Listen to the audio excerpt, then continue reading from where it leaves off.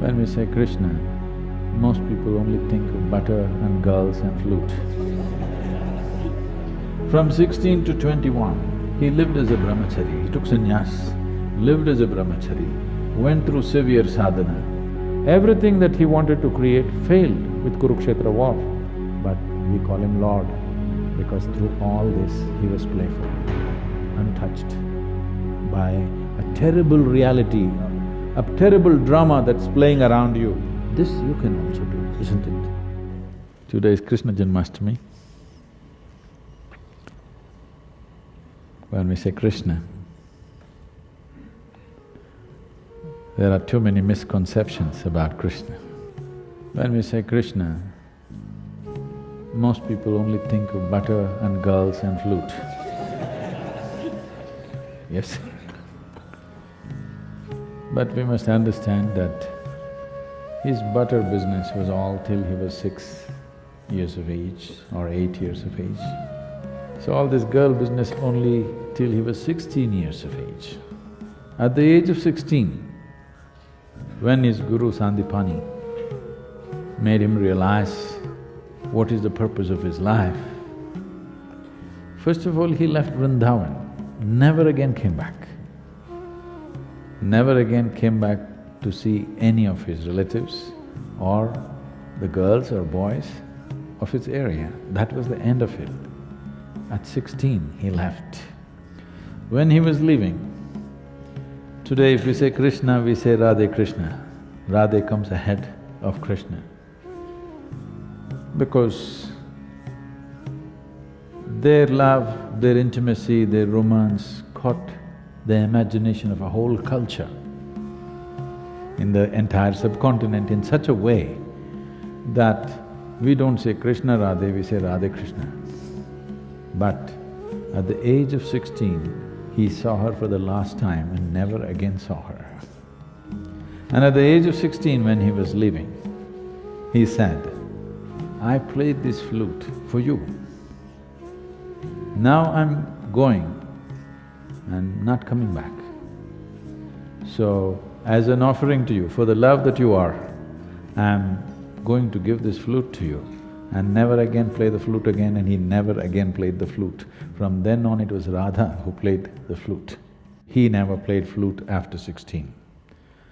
From 16 to 21, he lived as a brahmachari, he took sannyas, lived as a brahmachari, went through severe sadhana.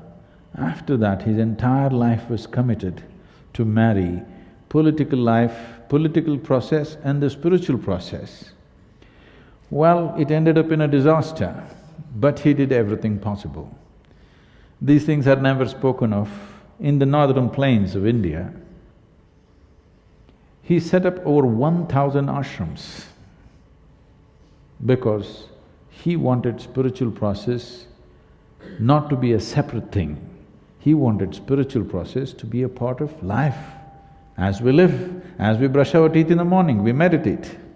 He wanted to bring spiritual process not as a fringe thing, but as a mainstream life, particularly to the rulers of the country, of those many countries that India was at that time. His mission was to spiritualize the political process of the day. So obviously, those days, political process was not a democratic process. So he thought, the most important thing is, if the leadership gets it, then the benefit will naturally come to the people. People who handle other people's lives, for example, a king or a prime minister or a president of a country today, or even a CEO of a company because they have hundreds of thousands of people under them, once you have such a responsibility, then every thought that you generate, every emotion that you generate, every action that you perform impacts millions of people's lives.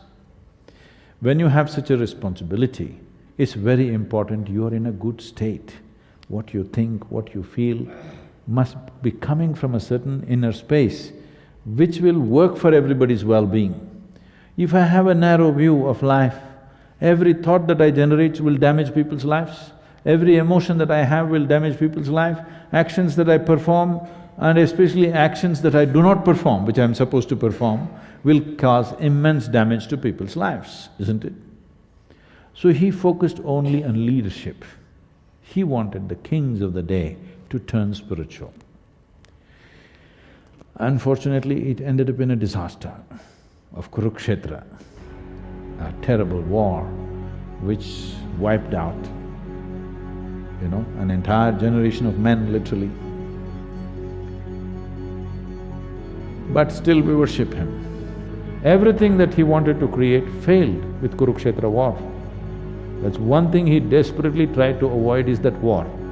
But the most terrible war happened, and even he, his own clan, all fought among themselves and killed themselves. But we call him Lord, because through all this he was playful, untouched by a terrible reality, a terrible drama that's playing around you, but still untouched. So this we are saying, Lord. This you can also do, isn't it?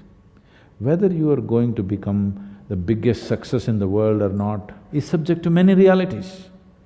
But are you a successful human being? That means, are you able to conduct your life consciously, or if life pokes you, will you become an animal? This is the question. This one question, if you successfully handle, you also, we will call you Lord. Yes?